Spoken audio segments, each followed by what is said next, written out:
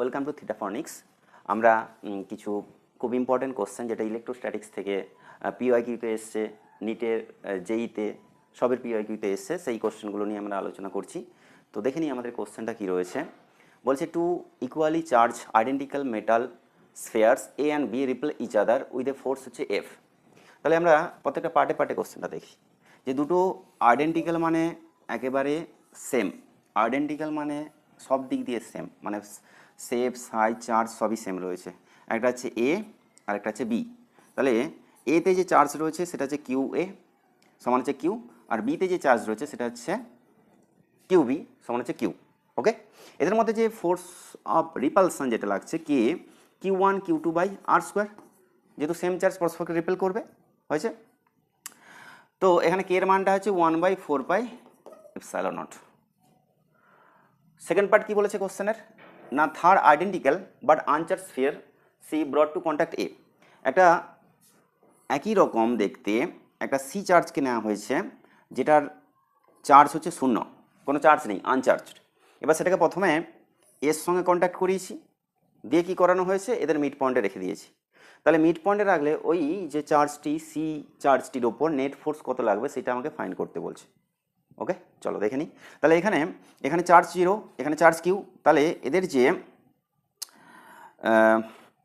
দুটোর মধ্যে যে চার্জ কন্ট্যাক্টের পরে যে চার্জটা দুটোর মধ্যে আসবে সেই চার্জটা হচ্ছে এদের এভারেজ চার্জ, মানে এটাতে জিরো ছিল ওটাতে কিউ ছিল, এদের এভারেজ কত আসবে কিউ/2। তাহলে সিতে জিরো ছিল, কন্ট্যাক্ট করানোর পরে চার্জ হয়ে গেছে কত কিউ/2। এবার এই কিউ/2কে এদের মিড পয়েন্টে রেখেছি। দেখো তাহলে এই যে এ চার্জ আফটার কন্ট্যাক্ট, এতে চার্জ হয়ে গেছে কিউ/2, সিতে তো যে পরিমাণ চার্জ ছিল সেটাই রয়েছে, সি বলছি বিতে, এটা এ এটা বি, বিতে কিউ রয়েছে। এবার সিতে যে চার্জটা আসবে সেটা হচ্ছে কত না কিউ/2 কন্ট্যাক্ট করানোর পরে। তাহলে এটা এ এটা বি এটা হচ্ছে সি, এই সিতে নেট ফোর্স কত সেটা বের করি। চলো দেখে নিই। তাহলে এটা পজিটিভ চার্জ কিউ/2, এটাও পজিটিভ চার্জ, পজিটিভ পজিটিভ পরস্পরকে কী করবে রিপেল করবে, এটাও r/2 এটা r/2।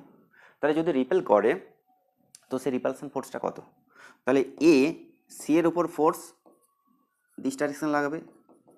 তাহলে দেখে নিচ্ছি সিতে ফোর্স এর জন্য কত না কে কিউ1 কিউ2 বাই r/2 এর whole square, that is k কিউ² বাই আর স্কোয়ার।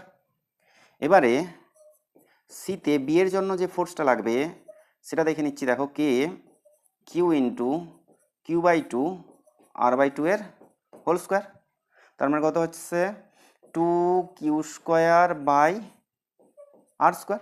এবার তাহলে সিতে যে নেট ফোর্সটা লাগবে, সিতে যে নেট ফোর্সটা আসবে সেটা হচ্ছে এই দুটো ফোর্সের ডাইরেকশন দেখো উল্টো দিকে হচ্ছে, এর জন্য ফোর্স দিস ডাইরেকশানে, এর জন্য ফোর্স দিস ডাইরেকশানে।